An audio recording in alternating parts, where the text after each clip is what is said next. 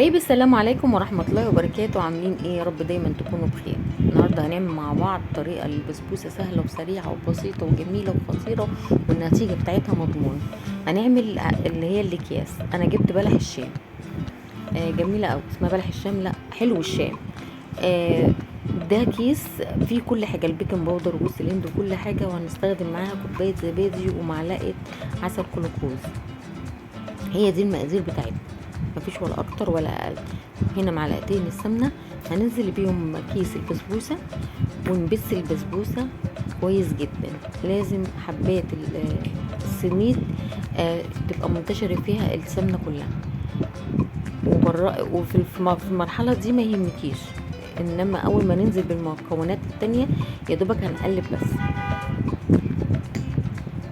طبعا الاكياس بتبقى جاهزه من كله، فيها السكر بتاعها وفيها البيكنج باودر وفيها الجوز الهند. يا دوبك بس هنبسها الاول بالسمنه، وبعدين هننزل بكوبايه الزبادي.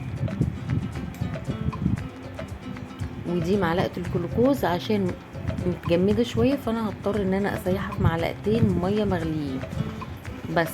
زي ما انتم شايفين كده معلقتين، يا دوبك فكيتهم بس علشان اقدر اقلبهم في قلب البسبوسه وميزها ما يكونوش باينين فيها. وهقلب يا دوبك، هدمج بس المكونات مع بعض وما تقلبيش كتير.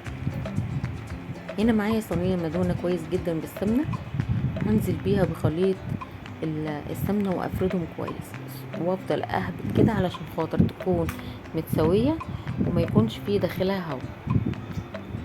والسمك بتاع البسبوسه لازم نص عقله الصباع، نص عقله الصباع، ما يكونش كتير علشان خاطر ما تكونش سميكه زي ما احنا شايفين كده.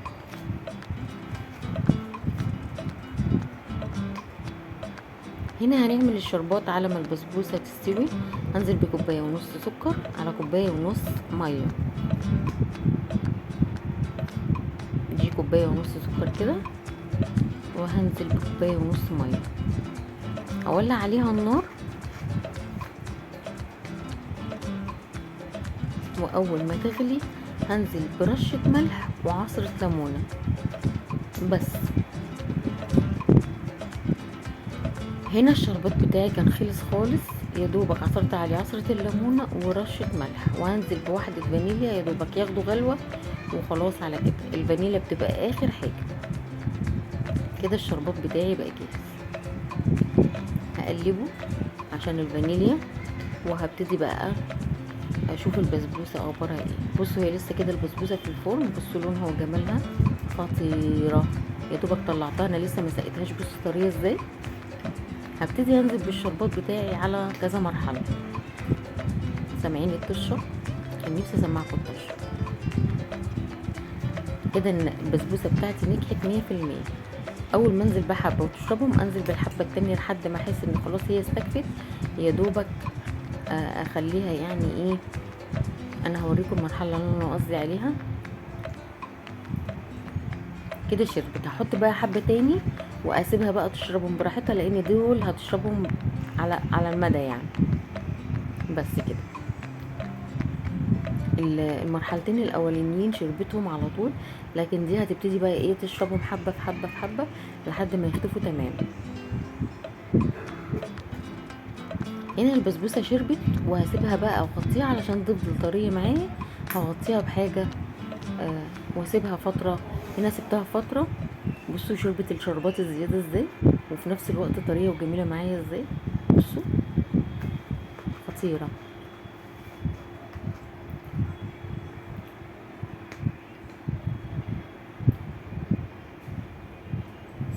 كده انا سبتها لحد ما بردت والدنيا بقت تمام معايا، والبسبوسه زي ما انتم شايفين شربت شرباتها كله.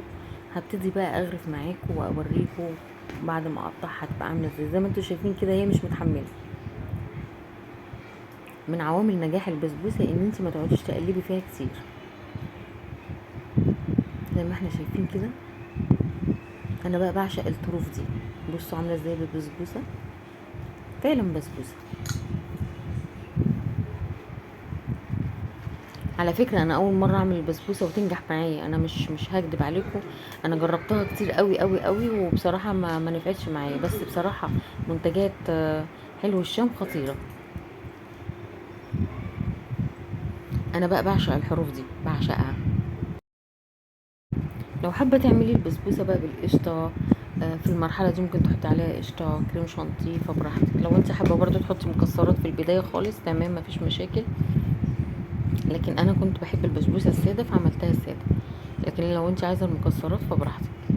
ودي البسبوسه معانا بالطريقه السهله البسيطه الممتنعه. جربيها وان شاء الله هتنول اعجابكم.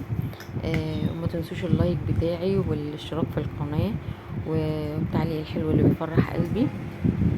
واشوف وشكم على خير في وصفه جديده ان شاء الله.